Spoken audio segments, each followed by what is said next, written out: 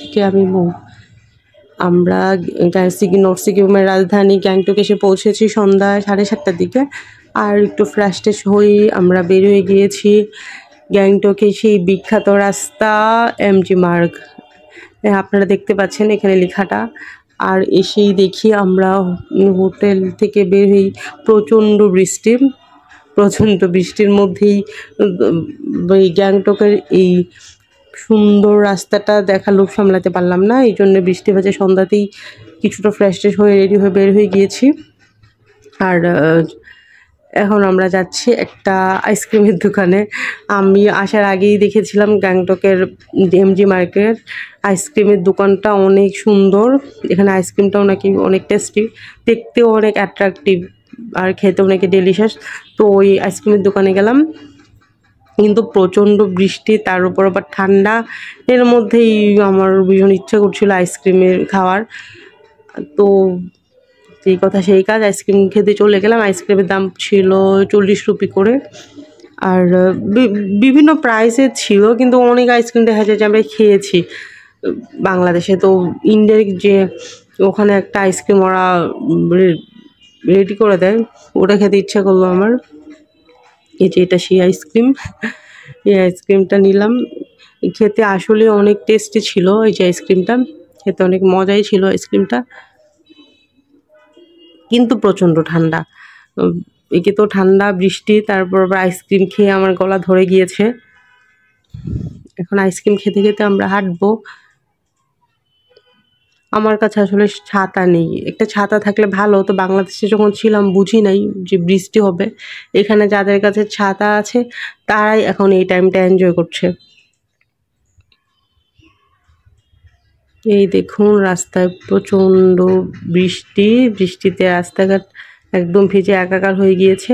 এই যে বসার যে বেঞ্চগুলো আছে, বেঞ্চগুলো আপনারা দেখতে পাচ্ছেন, এই বেঞ্চগুলোতে কিন্তু প্রচুর টুরিস্ট থাকে, কাপল থাকে। কিন্তু এই বৃষ্টির জন্য এখন আর ওরকম টুরিস্ট দেখা যাচ্ছে না, মানে আছে বাট একটু কম। এই সেই বিখ্যাত বিয়ার, এই বিয়ারটার কাছে সবাই পিকচার তুলতে চায়। আমিও ওয়েট করছি পিকচার তোলার জন্যে। আর এই রাস্তাটার নাম হচ্ছে এমজি মার্গ। আর এমজি মার্গ হচ্ছে মহাত্মা গান্ধী মার্গ।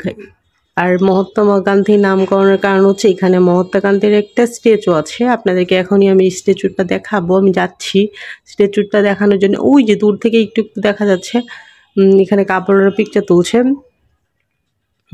যারা সিকিমে আসে তারা সবাই এই জায়গাটার মধ্যে পিকচার তোলে। আর আপনারা সবাই দেখতে পাচ্ছেন রাস্তাটা কি পরিমাণ neat and clean.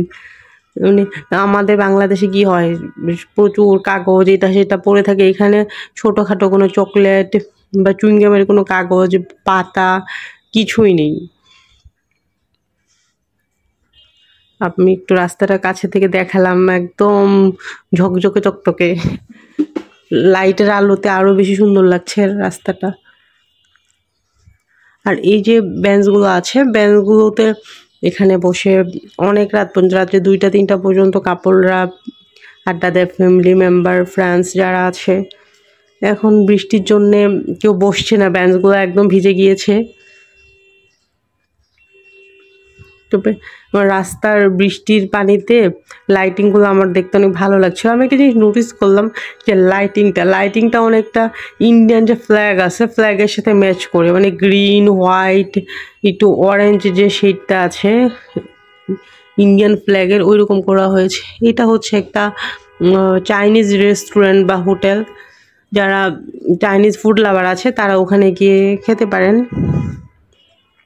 R MG মার্কের চারপাশে প্রচুর, যেখানে আছে ক্যান্ডি কেকের দোকান, তারপর আছে প্রচুর হোটেল আছে।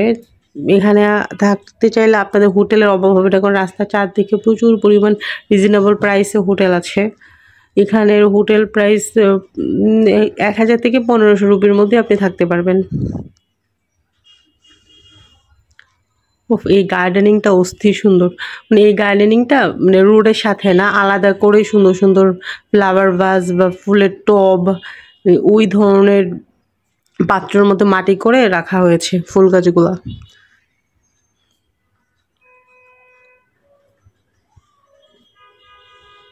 এই ধরো আমার মতো অবস্থা, ছাতা নেই। এখানে যাদের ছাতা আছে এরা এখন রাজত্ব করছে, মানে রাস্তায় ঘুরছে। আমার কাছে ছাতা নেই বলে আমি ভিজে ভিজে ভিডিও করছি।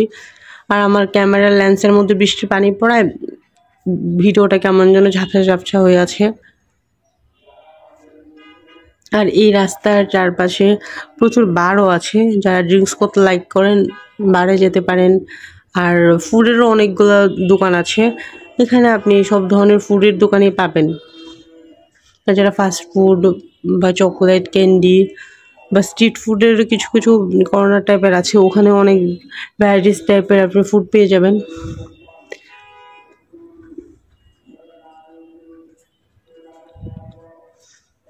আর এই রোডের সবচাইতে বিশেষত যেটা হচ্ছে, আপনি রোডের যে কোনো জায়গায় পিকচার তুলতে পারবেন। মানে এত সুন্দর রাস্তাটা, মানে আপনার পিকচার তোলার জন্য কোনো জায়গা খোঁজা লাগবে না, আপনি যে কোনো জায়গায় পিকচার তুলতে পারবেন, এত সুন্দর রাস্তাটা। আর পিকচার তোলার জন্য স্পেশালি কিছু কর্নার তো আছেই, মানে সেলফি জোন আছে, ওগুলাতে তো তুলবেনই। আর এখানে যে কোনো জায়গায় আপনি পিকচার তুলতে পারবেন, বসে আড্ডা দিতে পারবেন, এত সুন্দর এই রাস্তাটা।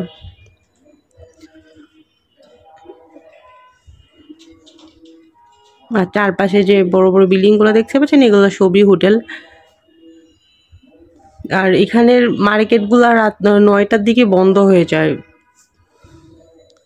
আর এখানে ফ্লাওয়ারের সাথে সাথে বিভিন্ন রকম মানে স্ট্যাচু টাইপের এনিমেল দিয়ে সাজানো আছে।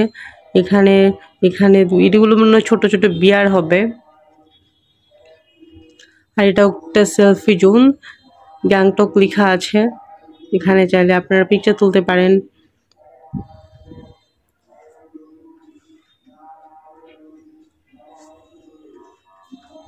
আর চারপাশে যে বড় বড় বিল্ডিং দেখতে পাচ্ছেন, এগুলো ম্যাক্সিমামই হচ্ছে হোটেল, রেস্টুরেন্ট, এইসব জায়গা। এই যে রাস্তাটা, মানে এই জায়গাটাতেও সেলফি তোলা যায়।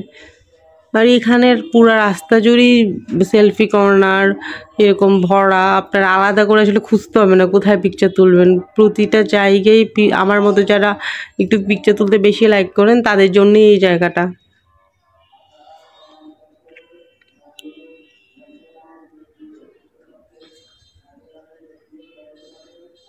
তো আমি আইসক্রিম খাচ্ছি, ভিডিও করছি, বৃষ্টিতে ভিজছি, আমার গলা পুরা মানে বসে যাচ্ছে এই অবস্থা।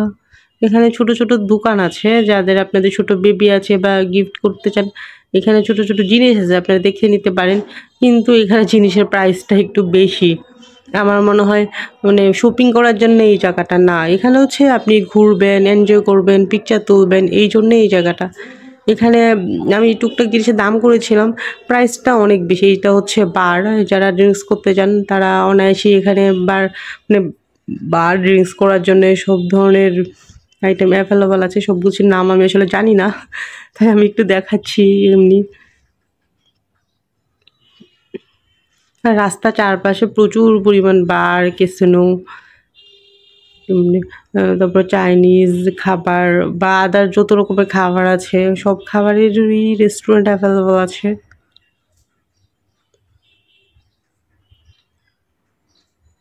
তো ওদের ড্রেনেজ সিস্টেমটা অনেক ভালো, আমি একটু দেখাচ্ছিলাম। রাস্তায় এখন তো প্রচণ্ড পরিমাণ বৃষ্টি, কিন্তু ওদের পানিগুলো সব যে কেমন ড্রেনের মতো আছে ওখানে চলে যাচ্ছে। এটা হচ্ছে একটা ব্যাগের দোকান, ব্যাগ বা ওদের যে লোকাল বুদ্ধিস্ট আছে ওর স্ট্যাচু, তারপর চাবির রিং, এখানে প্রচুর পরিমাণ চাবির রিংয়ের কালেকশন আছে। আর ওদের যে বৌদ্ধ ছোট ছোট শোপিসগুলো, ওগুলো অনেক কিউট দেখতে। এই যে মাথা নাড়ায় আবার এগুলা, তবে এগুলোর প্রাইস সবগুলারই অনেক বেশি। এগুলো ছোটো ছোটো শোপিসগুলো প্রায় 200 রুপি 300 রুপি করে করে সব। এই জন্য আমি আসলে এখান থেকে কিছুই কিনিনি, আমি এগুলো শুধু একটু দেখছিলাম বা আপনাদেরকে দেখাচ্ছি ওখানে সবগুলোতে কি কি জিনিস আছে। আর আমার ইচ্ছে ছিল একটা ছাতা কেনার। এই যে ছাতা দেখতে পাচ্ছেন আপনারা, কোয়ালিটিও অত ভালো না। এই ছাতাগুলোর দাম চাচ্ছে 300 রুপি 400 রুপি করে। একটা ইচ্ছা ছিল ছাতা কেনার, কিন্তু এত প্রাইস শুনে আর ছাতা কিনতে ইচ্ছে করলো না। আমি এই জন্য সব থেকে বের হয়ে আবার বৃষ্টিতে ভিজে ভিজে হাঁটা শুরু করলাম।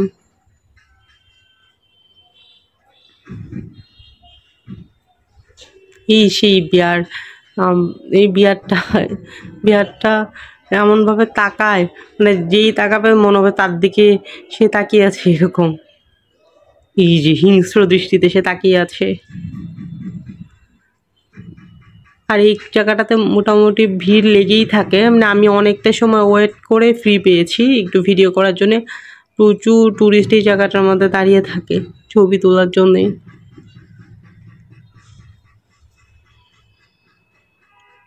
আর এখানে প্রচুর বিন আছে, আপনারা খাবার খেলে ওই বিনের মধ্যেই ময়লাগুলো ফেলবেন। আশেপাশে কোনো রকম কোনো ময়লাই নেই। আর এখানে প্রচুর পরিমাণে এরকম বিন দেওয়া থাকে, আপনাদের খাবারের বা প্রয়োজনীয় কাগজ জিনিসপত্র সব ওখানে ফেলে দিতে পারেন। হ্যাঁ, আমার ফ্রেন্ড ঘুরতে এসছে, মানে আমি ভিডিও করতে করতে যাচ্ছিলাম, আমার সামনে এসে পড়েছে।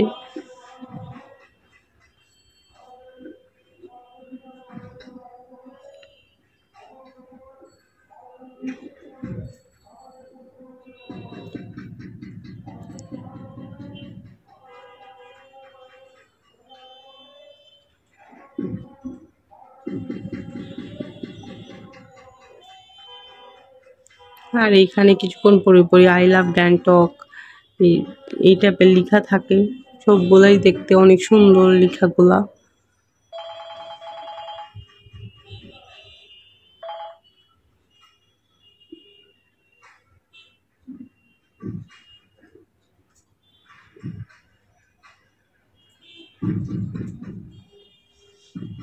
বৃষ্টি ভেজা, বৃষ্টিতে ভিজে ভিজে যাচ্ছে, আমার পক্ষে আর বেশিক্ষণ এখানে থাকা সম্ভব না। আমি জন্য একটু দোকানে ঢুকে আবার একটু আরেকটা ছাতা কেনা ট্রাই করছি। ছাতার দাম জিজ্ঞেস করলাম, আসলে এখান থেকে ছাতা কেনা সম্ভবই হচ্ছে না, ছাতার দাম আসলে বেশি। তবে চাবি রিংগুলা অনেক কিউট ছিল। তারপর আমরা যারা দৌড়ে বিভিন্ন রকম ডিং ডং বেল লাগাতে চাই, যে ঝনঝন করে আওয়াজ করে, এগুলো অনেক আছে এখানে। তবে ছাতার দাম অনেক বেশি, একদম ছোট্ট ছাতাগুলোর দামও 300 রুপি বলছে। এখানে অনেক স্ট্রিট ফুড পাওয়া যায়, এগুলো যে ঝালমুড়ি টাইপের একটা খাবার, আরও ঝালমুড়ি টাইপের আরও অনেক কী যেন আছে এখানে।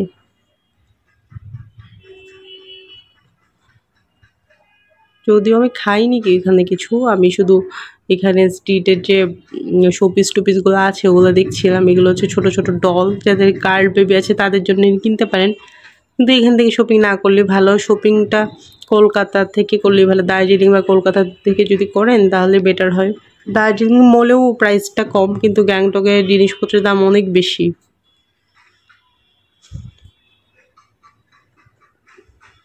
তবে এই জায়গাটা ঘোরার জন্যই সবচাইতে ভালো।